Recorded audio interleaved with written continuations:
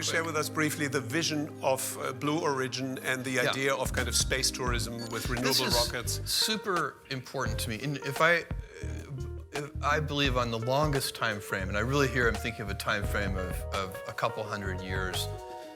So over many decades, I believe, and I get increasing conviction with this with every passing year, the Blue Origin, the space company, is the most important work I'm doing.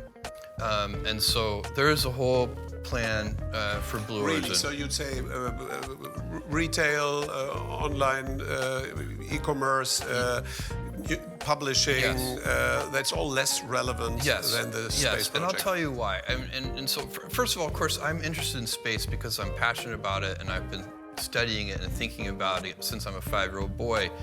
But that is not why I'm pursuing this work. I'm pursuing this work because I believe if we don't, we will eventually end up with a civilization of stasis, which I find very demoralizing. I don't want my great-grandchildren's great-grandchildren to live in a civilization of stasis. We all enjoy a dynamic civilization of growth and change, and let's think about what powers that. We are not really energy constrained, and so let me give you just a couple of numbers. If you take your body, your metabolic rate as a human, as just an animal, you eat food, that's your metabolism, you burn about 100 watts. Your power, your body is about 100, it's the same as a 100-watt light bulb. We're incredibly efficient. Your brain is about 60 watts of that. Amazing. And so, but if you extrapolate in developed countries where we use a lot of energy, on average in developed countries, our civilizational metabolic rate is 11,000 watts. So if in a natural state, where we're animals, we're only using 100 watts. In our actual developed world state, we're using 11,000 watts, and it's growing. For a century or more, it's been compounding at a few percent a year, our energy usage as a civilization.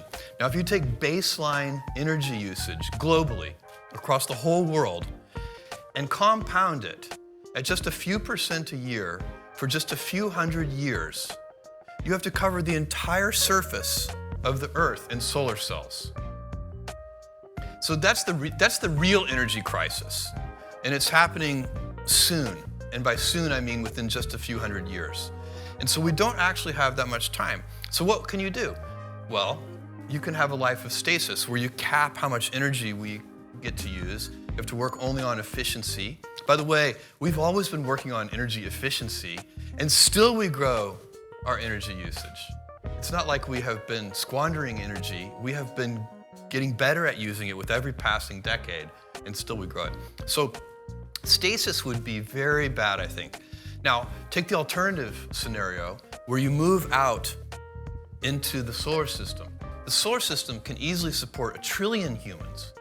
And if we had 1 trillion humans, we would have 1,000 Einsteins and 1,000 Mozarts, and unlimited, for all practical purposes, resources from solar power and so on.